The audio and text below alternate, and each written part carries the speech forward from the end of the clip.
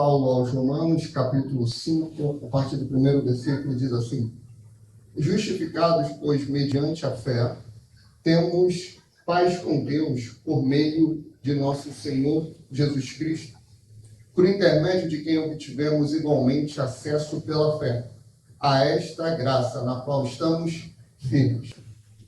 E gloriamo-nos na esperança da glória de Deus. E não somente isto, mas também nos gloriamos nas próprias tribulações, sabendo que a tribulação produz perseverança, e a perseverança, experiência, e a experiência, esperança. Ora, a esperança não confunde, porque o amor de Deus é derramado em nosso coração pelo Espírito Santo que nos foi outorgado. Porque Cristo, quando nós ainda éramos fracos, morreu a seu tempo pelos ímpios. Dificilmente alguém morreria por um justo, pois poderá ser que, pelo bom, alguém se anime a morrer. Mas Deus prova o seu próprio amor para conosco, pelo fato de ter Cristo morrido por nós, sendo nós ainda pecadores. Amém. Logo, muito mais agora, sendo justificados pelo seu sangue, seremos por ele salvos da ira. Porque se nós, quando inimigos, fomos reconciliados com Deus, mediante a morte do seu Filho, muito mais, estando já reconciliados, seremos salvos pela sua vida. E não apenas isto, mas também nos gloriamos em Deus, por nosso Senhor Jesus Cristo, por intermédio de quem recebemos agora a reconciliação. Amém? Amém. Podem sentar.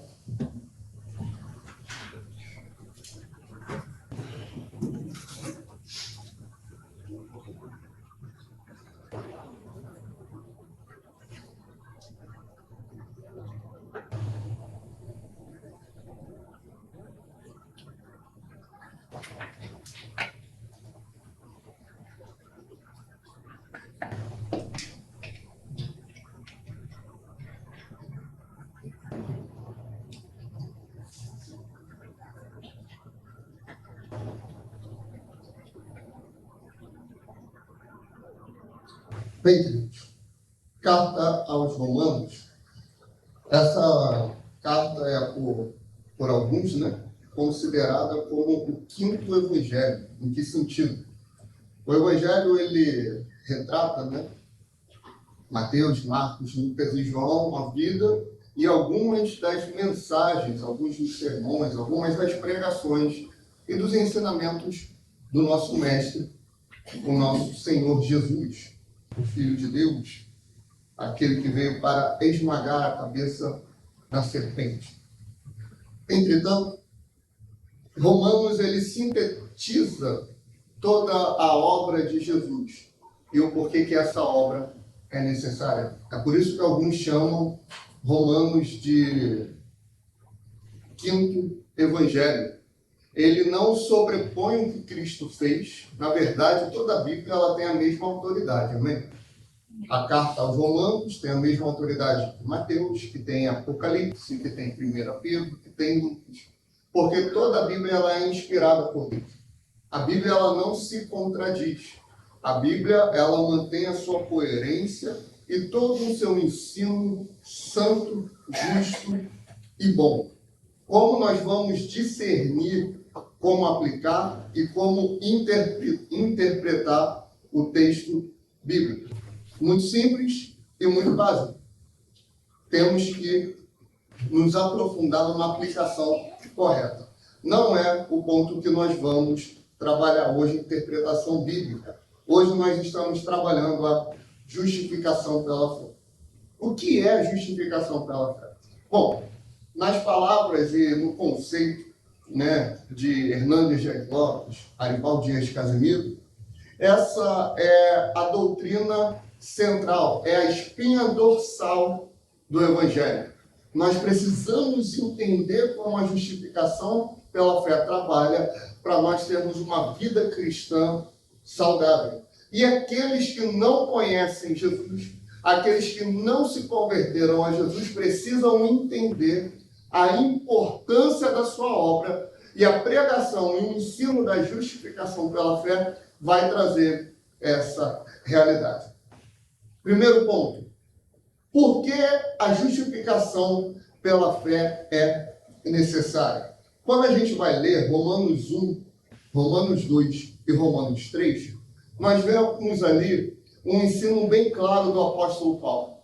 Ele vai trabalhar a questão do pecado e ele vai mostrar que tanto os judeus quanto os gentios, ou seja, toda a humanidade foi afetada pelo pecado. Todo ser humano, todo ser vivo humano foi afetado pela iniquidade. Todos nós fomos. Todos nós fomos prejudicados e danificados por causa do pecado. Não adianta a gente chegar e querer pagar de bom e querer exercer ou ter uma imagem boa e positiva diante desse mundo. Todos pecamos. Não existe uma pessoa boa. Não, Vitor, mas fulano pratica o bem, mas Beltrano é boa pessoa. Eu não estou falando bom nesse sentido mais simples que a gente usa. Eu estou falando da nossa natureza e do nosso interior. Porque o nosso nível de bondade é como você trata alguém e como esse alguém trata você. Mas o nível de bondade, a partir da perspectiva bíblica, não é essa. O nível de bondade é como nós agimos diante de Deus. É como nós agimos por completo nesse mundo. Ou seja, se em algum momento nós praticamos a mentira, se em algum momento nós roubamos, pegamos algo de alguém que não nos pertence e sumimos com isso, nós pecamos. Se em algum momento nós defraudamos, nós pecamos. Se em algum momento nós falamos mal de alguém injustamente, nós pecamos. Se em algum momento eu espalhei uma fofoca, ou seja, eu pratiquei uma maledicência contra a vida de alguém, nós pecamos. Se em algum momento você murmurou, nós pecamos. Se em algum momento você matou alguém, você adulterou, você fornicou, você pecou. Não existe um bom sequer. Não existe uma pessoa que faça o bem. Romanos capítulo 3. Porque todos pecaram e destituídos estão da glória de Deus. Ou seja, todos estão refém do pecado. Todos estão refém da morte. Romanos 6 vai falar que o salário do pecado é a morte. Ou seja, o pagamento, a retribuição pela vida pecaminosa, qual é? A morte. A condenação eterna. Ou seja, não existe escapatória. Se você pecou, você é pecador. Se você é pecador, você está morto. Se você está morto, você está condenado. Condenado ao quê? A uma vida eterna no inferno. Não existe salvação para isso. Pelo menos não na perspectiva humana. É por isso que Jesus, em João 6, ele dá um duro discurso. Quando ele dá aquele duro discurso, ele fala coisas difíceis de engolir. Coisas difíceis de aceitar. O apóstolo Pedro vira para ele e fala assim: Senhor, para quem iremos nós? Se só tu tens as palavras de vida eterna. Em outro momento, Pedro vira para ele e fala assim: Senhor, se é dessa forma, quem poderá se salvar? Jesus vira para ele e fala: para o homem é impossível, mas para Deus todas as coisas são possíveis. Quando estamos em Cristo Jesus, encontramos e alcançamos tão grande salvação. Aí entra a justificação pela fé. O ser humano não pode se salvar. Falamos na semana passada sobre o livre-arbítrio. Falamos sobre esse mito. O nosso arbítrio não é livre, ele já é cativo do pecado. O arbítrio é a vontade. A vontade do ser humano é tendenciosa para o mal. A vontade do ser humano é tendenciosa para o pecado. Vaidade de vaidade, diz o pregador. Tudo é vaidade. Tudo é vaidade. Aquilo que não é feito por fé, Paulo fala em Romanos, é pecado, a nossa vida está contaminada pelo mal. A nossa vida está contaminada pelo pecado, a nossa vontade, o nosso arbítrio. O bem que eu quero fazer, esse eu não faço mais, o mal que habita em mim, esse eu faço. Ou seja, não tenho liberdade 100%. Mas quando Jesus ele vem, ele transforma isso. Ele transforma isso em um ato. Ele transforma isso em uma ação. Ele transforma isso morrendo na cruz. A justificação pela fé, irmãos, ela não é um ato constante, como, por exemplo, a santificação é. Na santificação, eu trabalho a santificação hoje. Amanhã começa tudo de novo. E eu vou trabalhando, é um progresso. É um progresso, eu preciso de constância, eu preciso de crescimento. É um ato em que eu também trabalho. E a justificação não é um ato que você trabalha. É um ato que apenas Deus trabalha. Justificados, pois, mediante a fé, temos paz com Deus, por meio de nosso Senhor Jesus Cristo, por intermédio de quem obtivemos igualmente acesso pela fé a esta graça na qual estamos firmes. E gloriamo-nos na esperança da glória de Deus. É um ato único, ou seja, não é processual, ou uma transformação que vai acontecendo de forma gradativa. Não, nós fomos justificados pela fé. A justificação é recebida pela fé. Ou seja, é um instrumento, a fé é um instrumento, nesse caso, para alcançar a justificação.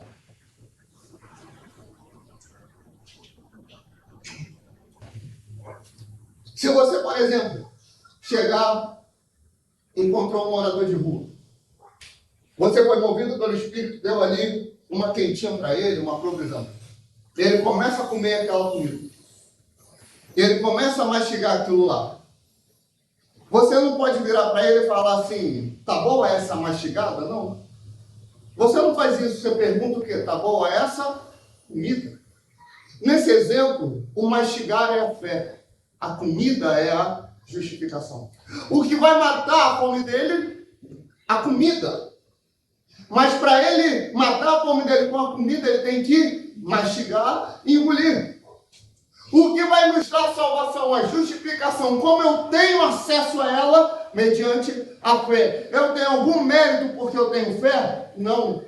Eu só estou fazendo o óbvio, que é alcançar, é estender a mão e me agarrar a essa justificação. A justificação não é mérito meu, a justificação é mérito dele. Foi iniciada e foi concluída por Jesus Cristo. Verso 3. O apóstolo diz, e não somente isto, mas também nos gloriamos nas próprias tribulações, sabendo que a tribulação produz perseverança.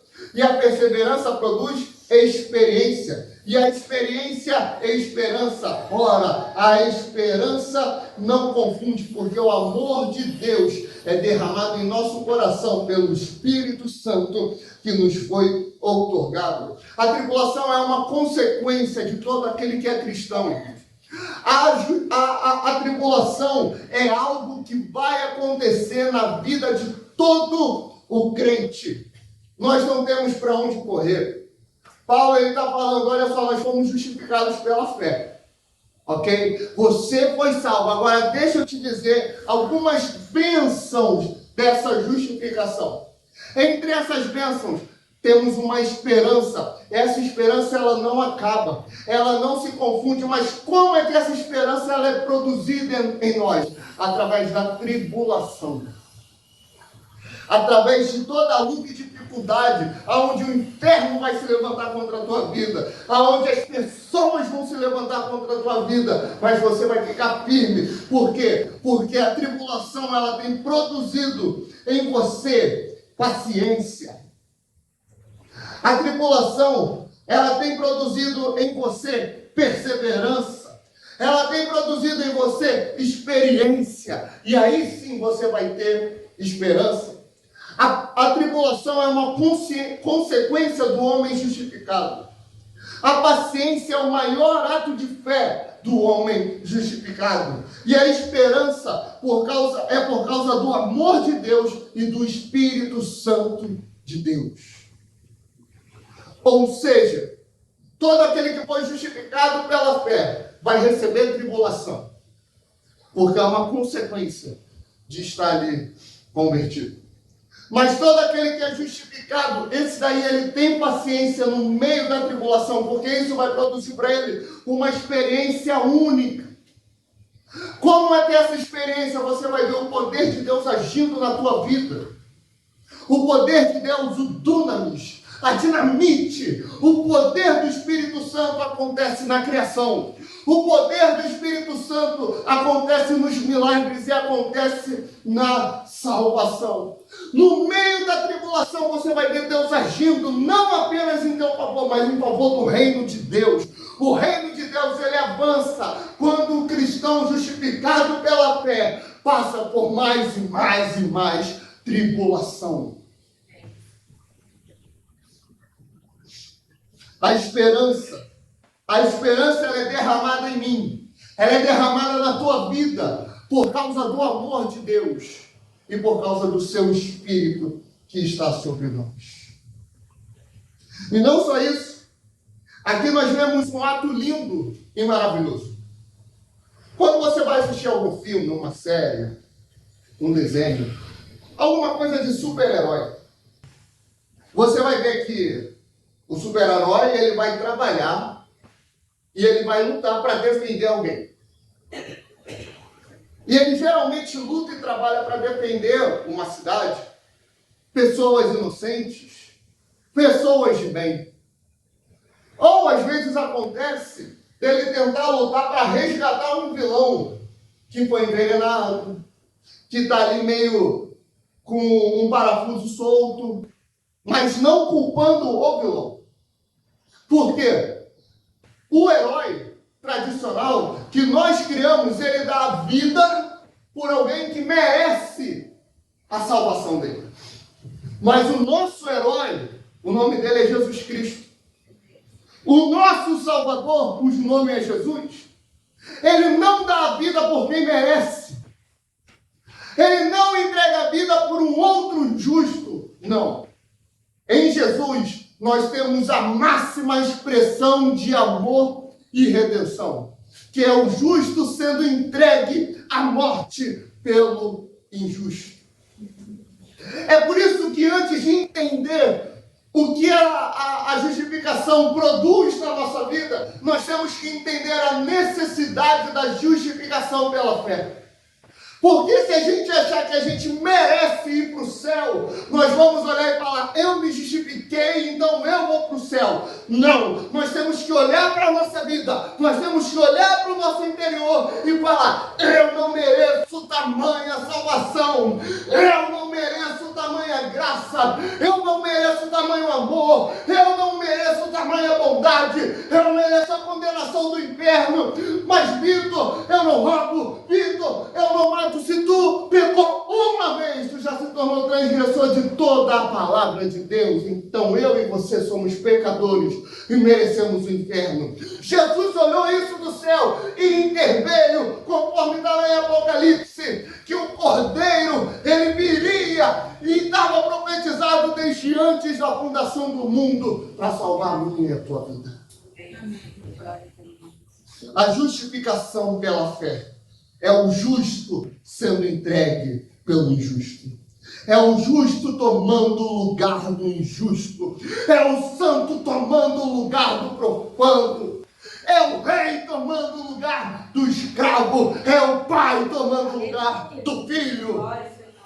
Essa é a justificação pela fé. Porque Cristo, quando nós ainda éramos fracos, morreu a seu tempo pelos ímpios. Dificilmente alguém morreria por um justo, pois poderá ser que pelo bom alguém se anime a morrer. Mas Deus prova o seu amor próprio para conosco pelo fato de ter Cristo morrido por nós, sendo nós ainda pecadores. Logo, muito mais agora, sendo justificados pelo seu sangue, seremos por ele salvos da ira. Eu quero uma prova do amor de Deus. Eu quero uma prova que Jesus Cristo me ama. Eu quero uma prova que Deus, Ele olha para mim com um olhar de amor. Você quer uma prova? Olhe para 2024 anos atrás. Você vai ver uma cruz. Você vai ver o teu Deus pregado nela. Foi o maior ato de amor que essa humanidade já viu. Justificação pela fé. É Jesus sendo imputado por justiça. É recebendo toda a ira de Deus. Você acha que quem crucificou Jesus foi o diabo? Quando o diabo ele vê Jesus na cruz, inclusive existe uma expressão, você está com tanto medo, parece que é o diabo correndo da... O diabo ele não gosta da cruz. O diabo ele não gosta de ver e de saber que Jesus Cristo esteve numa cruz. Porque aquilo ali é um ato de salvação para o ser humano. Ele não gosta.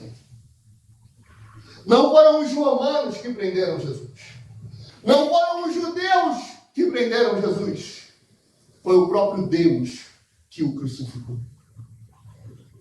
Através da justificação pela fé, ou seja, através de Cristo sendo morto no Calvário, nós fomos salvos da condenação eterna. E quem pode nos condenar? Não temam aquele que pode matar o corpo, mas temam aquele que pode matar o corpo e lançar a alma no inferno. Mateus 10, 28. Quem é esse? O próprio Deus. Quando Jesus ele morre e ele se entrega por nós, o que ele faz? Ele está tomando sobre si toda a ira de Deus. Afinal, não foi Isaías que disse: e agradou a Deus moê-lo e fazê-lo enfermar. Isaías 53. Então, querido, essa é a justificação pela fé. Verso 10 e 11 para encerrarmos. Porque se nós, quando inimigos, fomos reconciliados com Deus, mediante a morte do seu Filho, muito mais, estando já reconciliados, seremos salvos pela sua vida. E não apenas isto, mas também nos gloriamos em Deus, por nosso Senhor Jesus Cristo, por intermédio de quem recebemos agora a reconciliação. A justificação pela fé é a imputação da ira de Deus sobre Jesus. É a substituição do castigo. É a ira de Deus sendo saciada. Por isso agradou a Deus moê-lo e fazê-lo enfermar. Não valemos nada e não fomos resgatados. E fomos resgatados por muito. A justificação não é uma atitude que devemos tomar, mas é importante termos consciência que sem a ação de Cristo sobre nós, viveríamos como pecadores e, no dia do juízo, seríamos eternamente condenados. Quem tem filho, tem a vida. Quem não tem um filho, não tem a vida. E a ira de Deus sobre ele permanece. Amém, queridos? A justificação foi derramada para a gente. Então, pela fé, podemos alcançá-la.